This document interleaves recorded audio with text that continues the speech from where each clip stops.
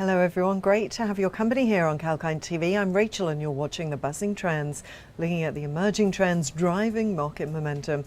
In today's show, we'll evaluate the potential in ASX listed travel stocks as travel may begin to start opening up.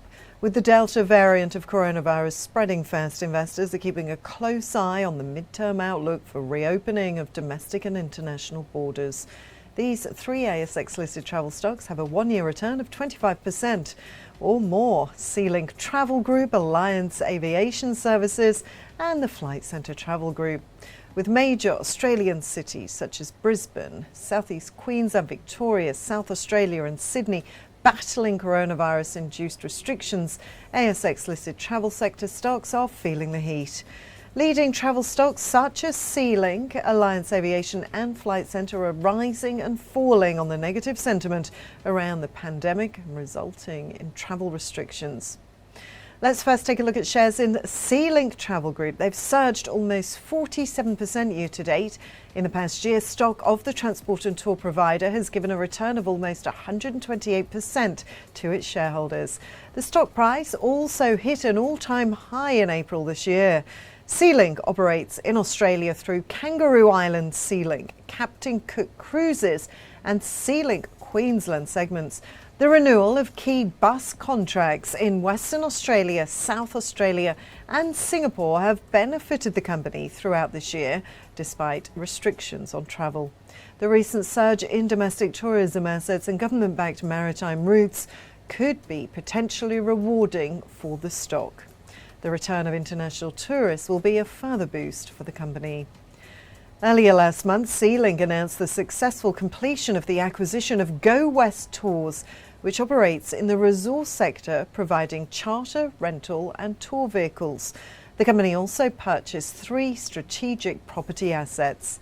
Commenting on the recent developments, CEO Clint Feuerherdt said the acquisition would provide a new revenue stream to the company. It would be beneficial since the company plans to expand into the resources sector transportation market. Meanwhile, in its interim financial results for the half year ending 31st of December 2020, 𝐊𝐴𝐚𝐥𝐤𝐢𝐧𝐞 reported a record revenue rise of around 330%. That was following the transformational acquisition of the Transit Systems Group. So 𝐊𝐴𝐚𝐥𝐤𝐢𝐧𝐞 seems to be buzzing with lots of new developments. Now it's time for a short break. After the break, we'll discuss 2 more top travel stocks listed on the ASX. Stay tuned.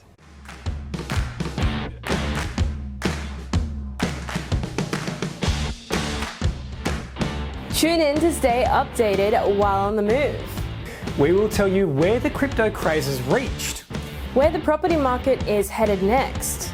what the world is doing to become more environmentally friendly. Apart from tracking the daily market charter. Be on top of the latest news and announcements With 𝐾𝐿𝐴 TV.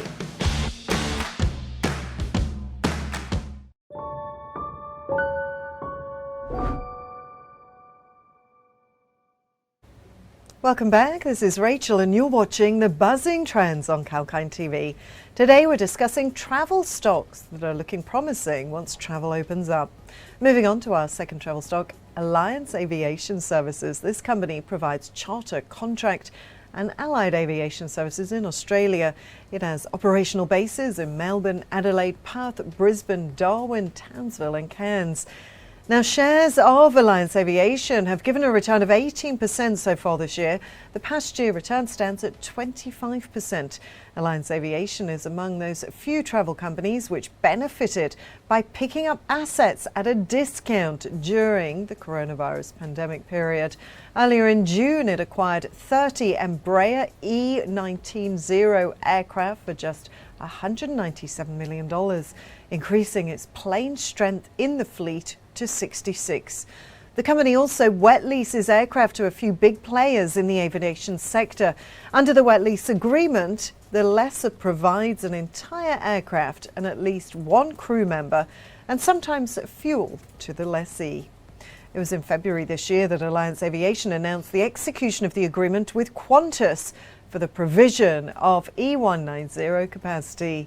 The agreement was for the initial period of 3 years. The aircraft would be based in Adelaide and Darwin, servicing the Adelaide to Alice Springs, Darwin to Alice Springs and Darwin to Adelaide routes. Meanwhile, Alliance announced a record half-year statutory profit before tax of $33.6 million in February. It comes in line with the guidance provided on the 3rd of December 2020.